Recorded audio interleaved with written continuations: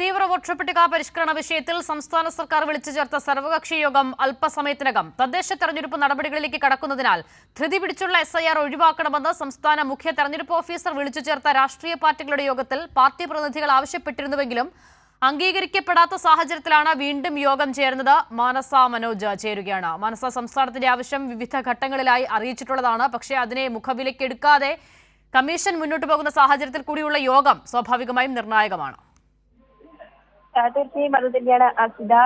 സംസ്ഥാന സർക്കാരിന്റെ നിലപാട് നേരത്തെ തന്നെ വ്യക്തമാക്കിയിട്ടുള്ളതാണ്. ഇക്കാര്യം കൂടി ചർച്ച ചെയ്യാനാണ്. അതായത് ആ ഒരു സാഹചര്യത്തിലാണ് സംസ്ഥാന സർക്കാരിന്റെ നിലപാടോ അല്ലെങ്കിൽ അഭിപ്രായവോ മാനിക്കാതെ ഇത്തരത്തിലുള്ള ഒരു നടപടി കേന്ദ്ര തെരഞ്ഞെടുപ്പ് കമ്മീഷൻ കേന്ദ്ര സർക്കാരിന്റെ നിർദ്ദേശപ്രകാരം നടപ്പിലാക്കുന്ന ഒരു സാഹചര്യം ഉണ്ടായത്. അതിനെതിരെയാണ് ഇന്ന് സർവകക്ഷി യോഗം വിളിച്ചു ചേർത്തിരിക്കുന്നത്. യോഗം അല്പസമയം മുൻപ് ആരംഭിച്ചു എന്നതാണ് മനസ്സിലാക്കുന്നത്. അതോടൊപ്പം തന്നെ ഓൺലൈനായാണ് യോഗം ചേരുന്നത്. എല്ലാവരും തന്നെ യോഗത്തിൽ പങ്കെടുക്കുന്നു എന്ന് തന്നെയാണ് അറിയുന്ന വിവരം. അത് കുറച്ച് സമയം യോഗം ചേരും എന്ന് തന്നെയാണ് അറിയുന്നത്. ഈ യോഗത്തിൽ പ്രധാനമായും ചർച്ച ചെയ്യുന്നത് ഇതാണ്. ഇത്തരത്തിൽ തീവ്ര വോട്ടർ പട്ടിക പരിഷ്കരണം ധൃതി പിടിച്ച് സംസ്ഥാനത്ത് നടപ്പിലാക്കാനുണ്ടായ സാഹചര്യം, അതോടൊപ്പം തന്നെ നിരന്തരം സംസ്ഥാനത്തിന്റെയും അതോടൊപ്പം തന്നെ രാഷ്ട്രീയ പാർട്ടികളുടെയും നിലപാട് അറിയിച്ചിട്ടും മുഖ്യ തെരഞ്ഞെടുപ്പ് ഓഫീസർ വിളിച്ച യോഗത്തിൽ രാഷ്ട്രീയകാര്യ യോഗത്തിൽ ഈ നിലപാട് രാഷ്ട്രീയ പാർട്ടികളും അതോടൊപ്പം തന്നെ നേതാക്കളും സംസ്ഥാന സർക്കാരും ഒക്കെയും തന്നെ വ്യക്തമാക്കിയതാണ്.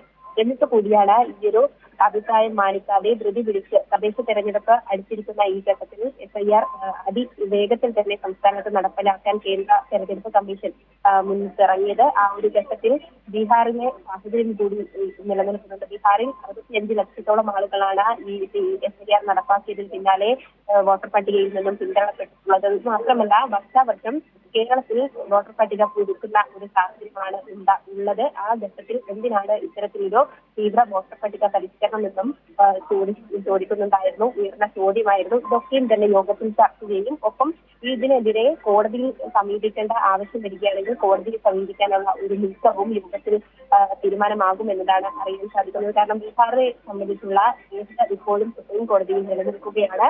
അതിൽ ഒരു അന്തിമ തീരുമാനം വരുന്നതിന് മുന്നെയാണ് ഇത്തരത്തിൽ 12 സംസ്ഥാനങ്ങളിൽ കഴിഞ്ഞ ദിവസം SIR നടപ്പാക്കുന്ന ഒരു സാഹചര്യം ഉണ്ടായത്. അത് തുടർന്നു കൊണ്ടിരിക്കുകയാണ്. ഒരുപക്ഷെ ഇതിനെ എങ്ങനെ നിയമപരമായി സമീപിക്കണം എന്നതടക്കമുള്ള കാര്യങ്ങൾ ഇന്ന് നടന്നുകൊണ്ടിരിക്കുന്ന സർവകക്ഷി യോഗത്തിൽ ചർച്ച ചെയ്യാൻ സാധിക്കും. മാനസ മനോജാണ് വിവരങ്ങൾ നൽകിയത്.